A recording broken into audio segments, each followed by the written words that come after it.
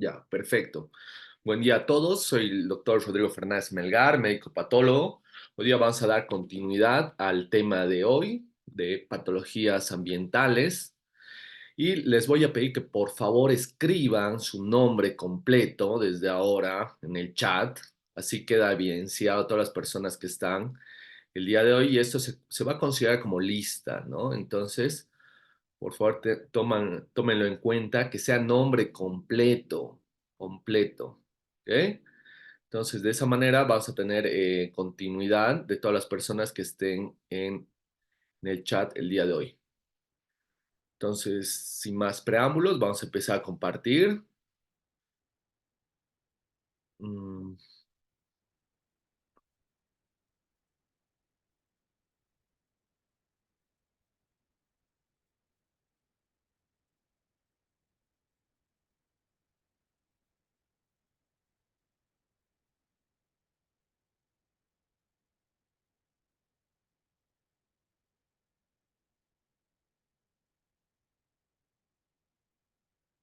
ok.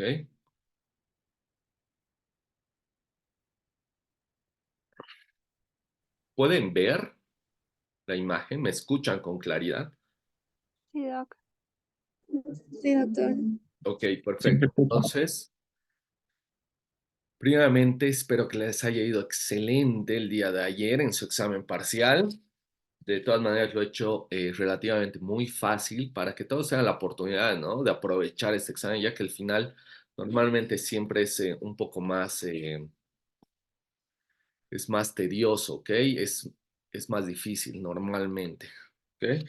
Entonces, espero que hayan aprovechado el examen. Quiero saber cómo les ha ido. ¿Les ha ido bien? ¿Está difícil, fácil? ¿Cómo lo han visto el grado de dificultad? Yo creo que estaba Esta vez medio. ha sido, sí, más o menos. Más o menos. Eso dicen para que lo haga más fácil o normal. Yo lo he sentido muy fácil, la verdad, muy fácil. ¿Ok? Pero eso lo vamos a ver con la curva de aprobación. Entonces, vamos a identificar a todas las personas que han aprobado y si son más del 50, yo creo que lo hemos hecho bien. De todas maneras, iniciamos el tema de hoy dando continuidad a su temario del POA. Vamos, iniciamos. Vamos a hablar de enfermedades ambientales y nutricionales. Esta es la parte uno, ¿no? Acuérdense que la próxima clase continuamos con la parte 2. Son temas bien sencillos, concisos, relacionados con los factores ambientales y de esta manera iniciamos. Muchas de las enfermedades son causas por el medio ambiente donde vivimos, como el exterior, el interior de nuestras casas, el lugar de trabajo, el ambiente personal, con las personas que nos reunimos, nos comunicamos, con el consumo de tabaco, alcohol, dieta y fármacos. Ten en cuenta que mucho está asociado con el nivel socioeconómico que podríamos llegar a tener, porque hay enfermedades que son de estratos sociales bajos, ¿no? No es lo mismo estar en hacinamiento con 10 hermanos en un mismo cuarto, pasando frío en invierno y que a alguno le dé neumonía, una tuberculosis. Entonces, vos vas a ser el décimo con tuberculosis, ¿no? Es una realidad. Entonces, es algo que tenemos que tener en cuenta y dependiendo cómo sea nuestro ambiente, nuestras casas, si está lleno de polvo, vas a tener una tendencia a desarrollar alergias al polvo, asma, dificultad respiratoria. No es lo mismo que tu casa esté en el bosque que esté en construcción, ¿no? Entonces, porque va a haber determinados elementos de la construcción que van a predisponer a algunas enfermedades respiratorias, ¿no? El lugar de trabajo, les he mencionado.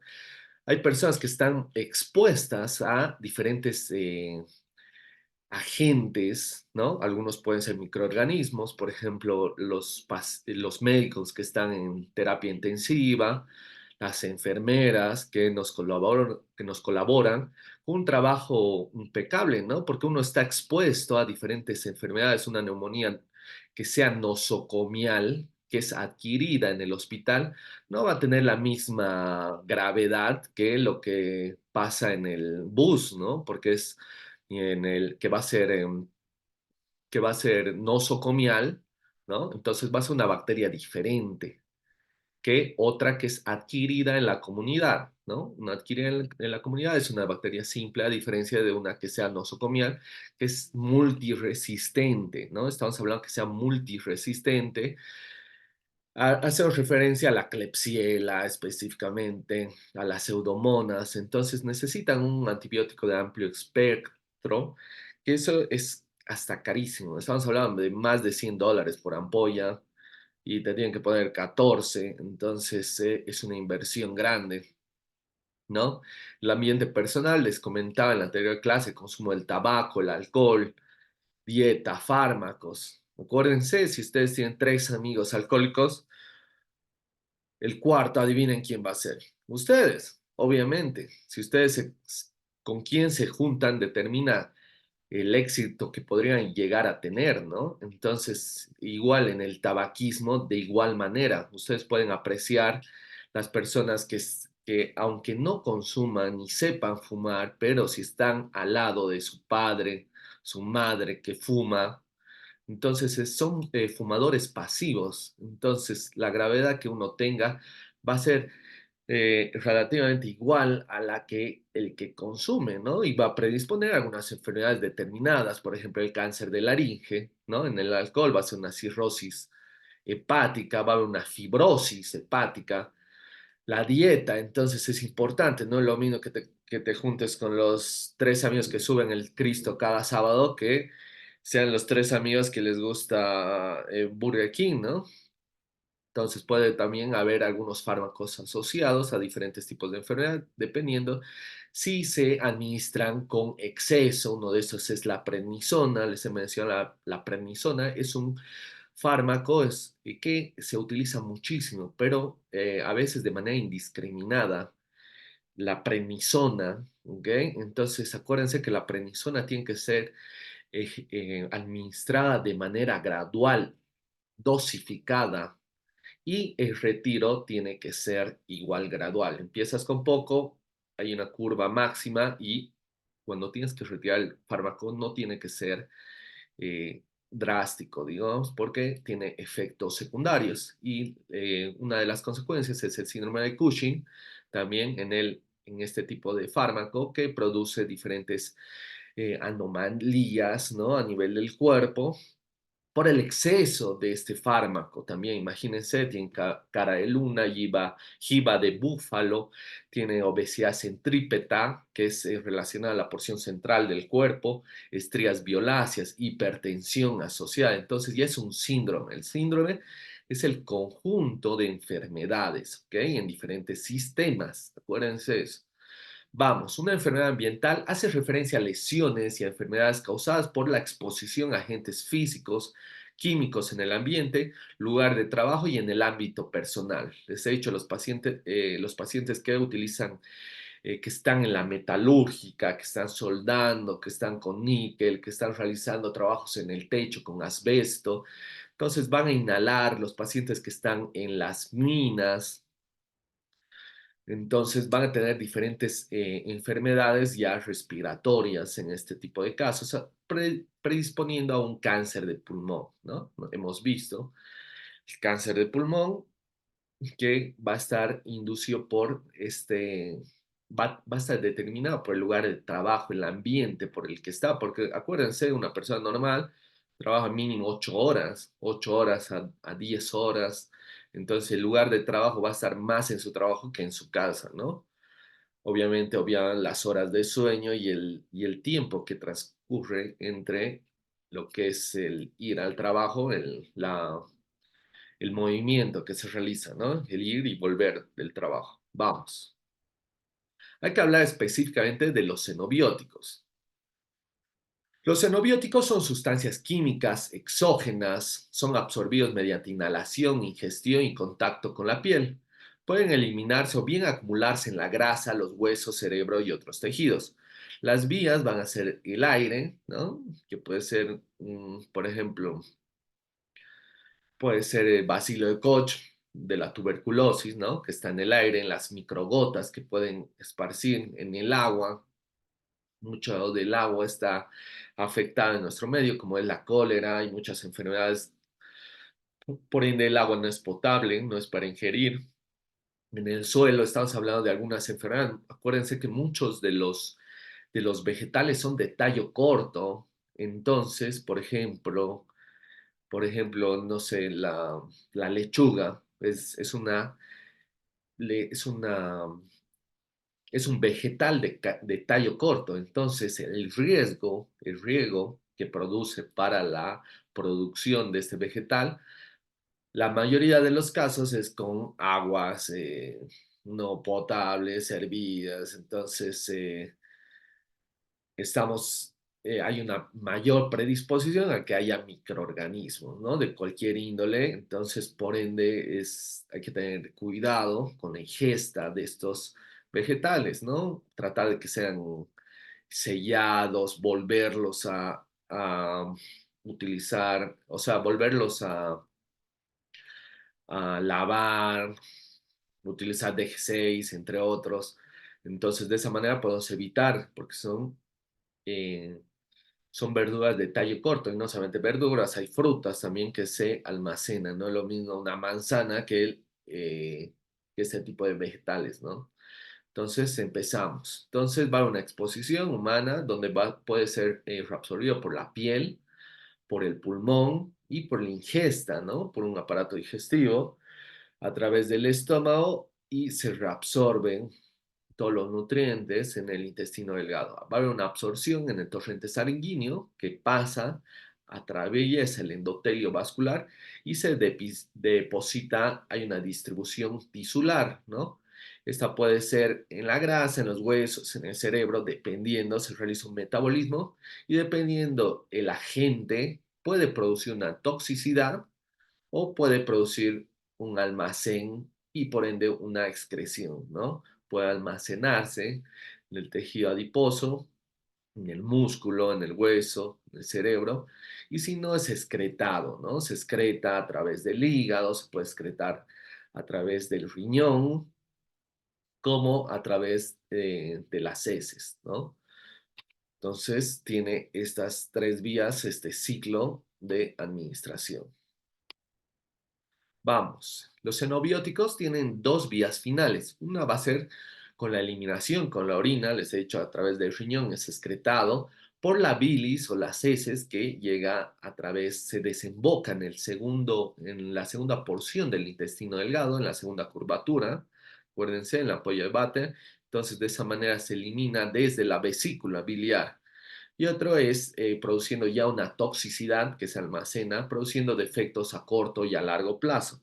Hemos mencionado, hay algunos depósitos como la antracosis, acuérdense, en los mineros se deposita en los pulmones, ¿ok? Muchas de esas enfermedades yo las tengo en las placas histológicas, entonces vamos a poder evidenciar algunos fenómenos a nivel del pulmón, ¿no? Vamos, empecemos. En la primera vía hay reacciones de fase uno que va a ser la hidrólisis, reducción, la oxidación, produciendo así un metabolito primario.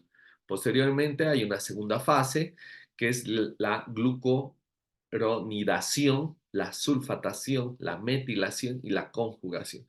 Entonces, algunas de estas van a producir una hidrólisis, las cuales se van a unir a lo que es este agente tratando así su eliminación, ¿no? Tratando así que sea más fácil que sea excretado a través del cuerpo. Y atravesando esta segunda fase, produciendo así un metabolito secundario, de esta manera eliminando a través de la orina una excreción renal, bilis o heces. A diferencia de la segunda vía del xenobiótico, tiene un metabolito no tóxico, metabolito reactivo, presenta efectos sobre las moléculas celulares, enzimas, receptores, membranas y de ADN, produciendo así una reparación molecular y celular, y si no, produce una toxicidad, produciendo así efectos a corto y a largo plazo, ¿no? Estos se depositan a nivel celular, entonces van a predisponer a algún tipo de enfermedad específica y no y también puede ser hasta cáncer, ¿no? Vamos a ver la contaminación del aire. El aire se haya extendido partículas y contaminantes químicos. Acuérdense, entre estos tenemos el dióxido de azufre, el ozono, el monóxido de carbono, el dióxido de hidrógeno, plomo, afectando principalmente los pulmones y demás órganos y sistemas. Acuérdense, nuestro medio es importante ya que estamos viviendo en el valle, entonces rodeado de montañas. Entonces eso predispone a que haya mayor monóxido de carbono, que esto es producido por los vehículos, entonces que está en mayor medida y no solamente eso, hay una contaminación, hay una quema forestal indiscriminada, entonces todo eso se acumula, no hay forma de que pueda salir. Entonces es algo que se evidencia y no es lo mismo comparar con lugares llanos, planos, que no se aprecia eso, a pesar de que tienen mayor índice de vehicular, ¿no? En otras ciudades, ¿no? Sin más ir lejos, Santa Cruz, La Paz principalmente, que son ciudades un poco más grandes, ¿no? Ahora, como les decía, aquí, un segundo, aquí tengo un problema, van a predisponer dependiendo el agente en los pacientes, ¿no? Entonces, vamos a ver lo que es el dióxido de nitrógeno, que en pacientes adultos sanos va a producir una hiperreactividad de las vías respiratorias. Pero en asmáticos, acuérdense, los asmáticos ya tienen a nivel del bronquio, de los bronquiolos, tienen un edema a nivel de la muscular, ¿no? Entonces van a estar contraídos, van a tener una clínica de sibilancia, donde van a tener una obstrucción al expirar, a diferencia de una EPOC, que es al inspirar, es una enfermedad pulmonar crónica, la EPOC. Entonces, esto más que todo son pacientes ya que fuman demasiado, entonces esa es la diferencia con los asmáticos. Entonces, con los asmáticos va a haber una disminución de la función pulmonar, en niños va a haber un aumento de las infecciones respiratorias, el dióxido de azufre. También en adultos sanos va a haber un aumento de los síntomas respiratorios. El dióxido de azufre en individuos con una enfermedad pulmonar crónica, como les mencionaba, va a predisponer, va a aumentar la mortalidad. En asmáticos va a aumentar las hospitalizaciones, disminuciones de la función pulmonar, ¿no? Acuérdense que hay crisis asmática, ¿no? No solamente llegan a hospitalizaciones los asmáticos, sino pueden tener una crisis asmática y pueden culminar con la muerte si no son atendidos con brevedad y rapidez. Es una emergencia, ¿no? Porque acuérdense, el ABC es air, el A es aire, ¿no? Entonces, eso va a disponer a que sea una emergencia y si no, si está comprometida lo que es la vía respiratoria, esto puede tener consecuencias fatales, ¿no? También aerosoles ácidos, puede ser en adultos sanos, va a haber una alteración del aclaramiento mucociliar, en niños va a haber un aumento de las infecciones respiratorias, en asmáticos va a haber una disminución de la función pulmonar, va a haber un aumento de las hospitalizaciones, partículas inhaladas por niños, va a haber infecciones respiratorias en individuos con enfermedad pulmonar cardíaca crónica, va a haber una disminución de la función pulmonar y en asmáticos, de igual manera, un exceso de la mortalidad, va a haber ataques, crisis, ¿no? Porque eso desencadena. Aparte, los asmáticos tienen un factor de estrés también. Pueden tener un factor de estrés, no solamente que sea una partícula o un aerosol, que sea algo inhalado, sino también tiene un componente de estrés, ¿no? No es lo mismo, por ejemplo, un robo, ¿no? No lo toman con la misma manera, puede desencadenar una crisis asmática, una situación de estrés, ¿no? Vamos a ver esto, si lo podemos ocultar, no.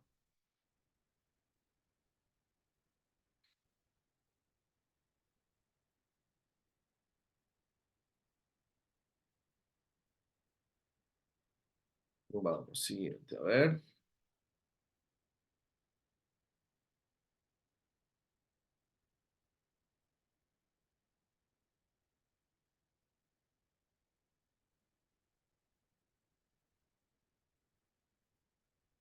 Ya, vamos a continuar con el CO2. Es una causa importante de muerte accidental y suicidio.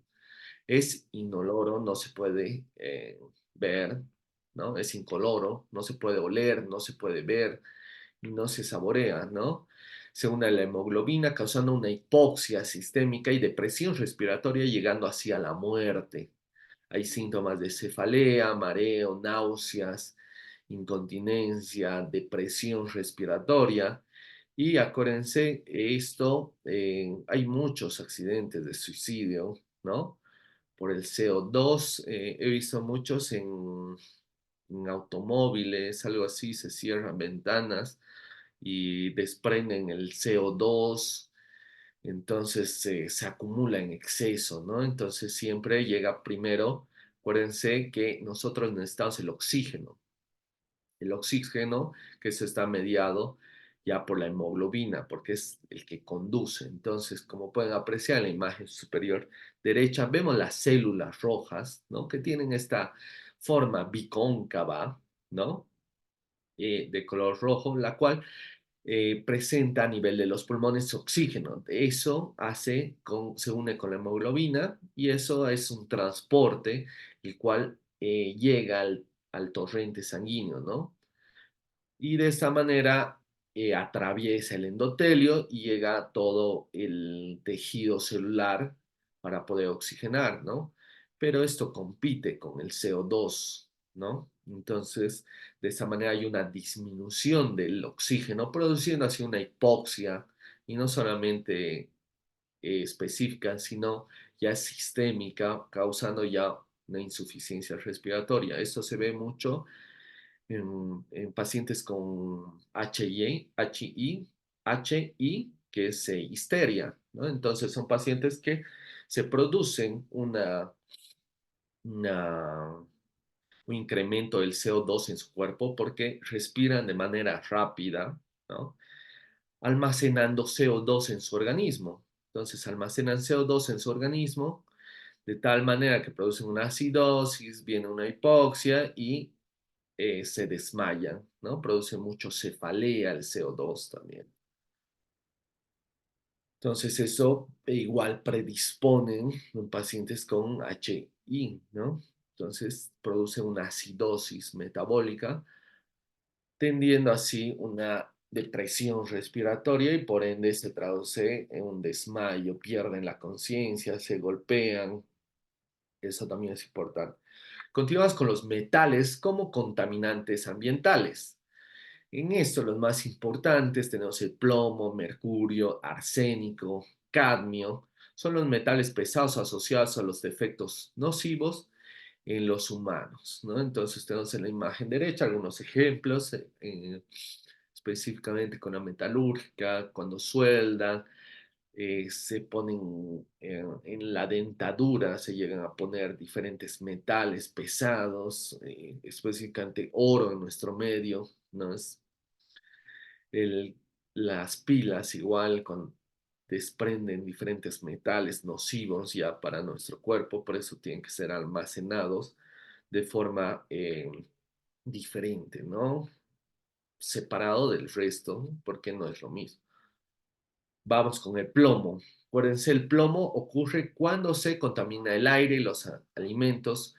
Se va a evidenciar en minas, fundiciones, en las bacterias, en las pinturas en aerosol y en la ingestión de más de 200 microgramos produce una intoxicación. Acuérdense de esto.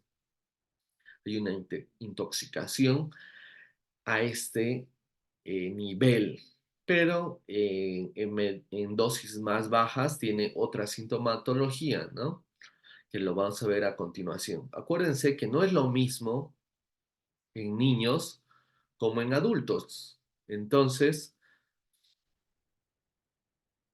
en niños se reabsorbe más del 50% del plomo presente en los alimentos y en los adultos llega a ser un 15%. Los niños poseen además una barrera hematoencefálica más permeable, lo que aumenta la patogenia en la enfermedad. ¿Ok? Entonces su barrera hematoencefálica es más permeable, por eso el porcentaje es más alto que puede atravesar el plomo hacia el cerebro, ¿no? A diferencia de los pacientes adultos. Y eso también lo hemos visto, un claro ejemplo con el kernípterus. El kernípterus atraviesa fácilmente la barrera hematoencefálica. ¿Por qué? Porque es más permeable. Entonces, en esta enfermedad, ¿por qué? Porque hemos visto esto mucho en la ictericia. Entonces, es la fase final y más grave, ¿no? Que tiene los niños, los infantes.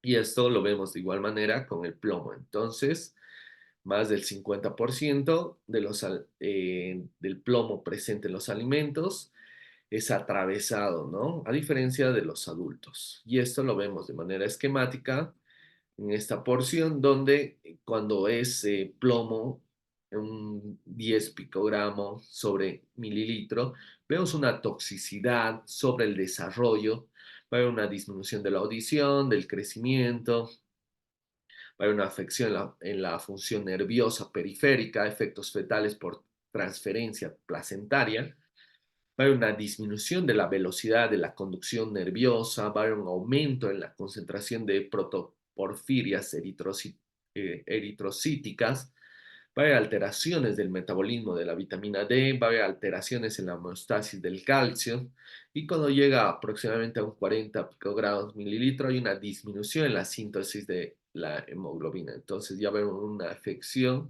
también a nivel de la hemoglobina.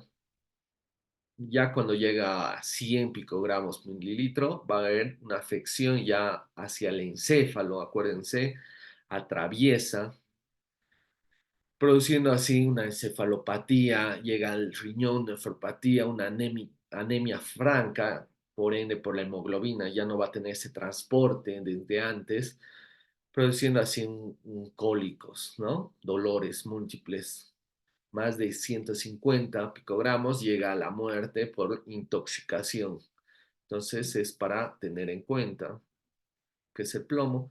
Y el plomo, la mayor parte es absorbido, 80-85% es captado en los dientes, como se aprecia en la imagen derecha, y en los huesos compite con el calcio y se fija al fosfato. Miren esa línea en la parte superior, en la unión con las encinas, los dientes tienen esa línea más oscura, que eso es característico de una intoxicación por plomo, ¿no? Entonces se evidencia mucho en lo que es las mucosas.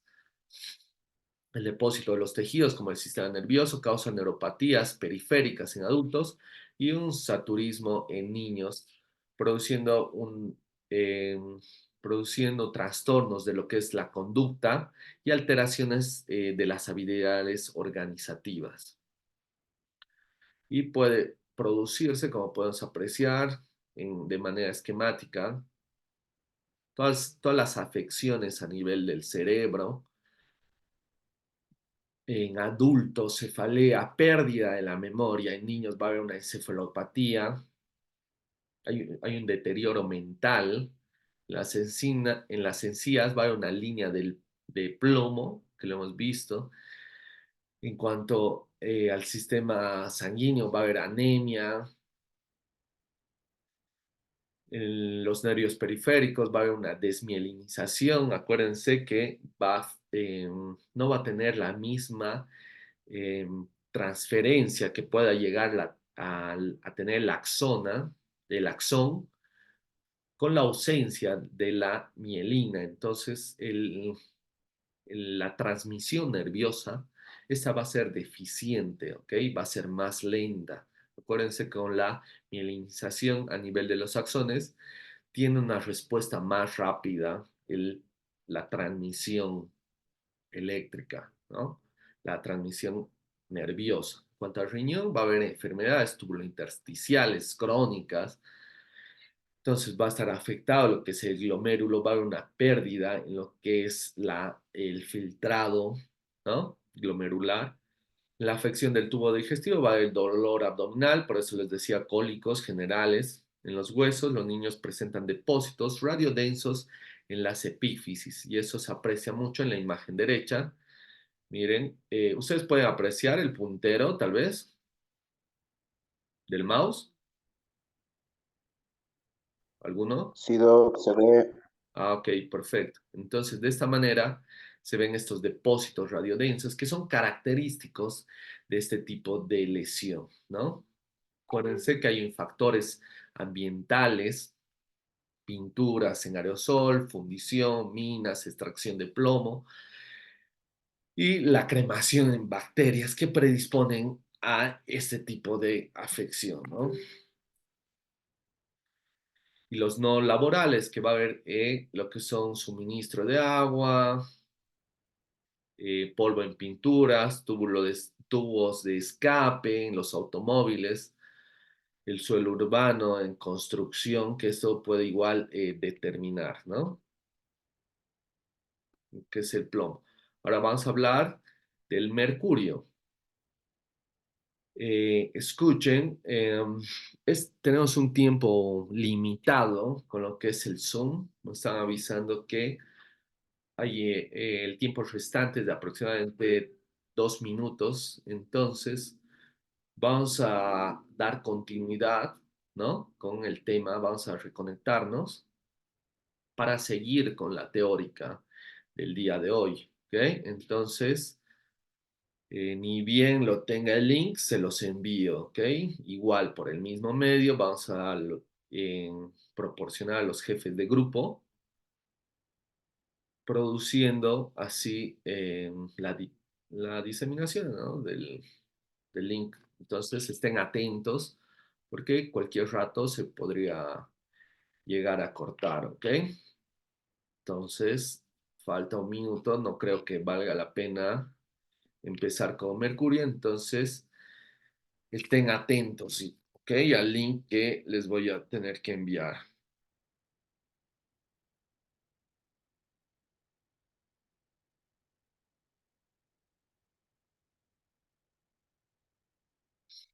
Entonces, nos vemos hasta ahora, en instantes nos vemos. Nos desconectamos.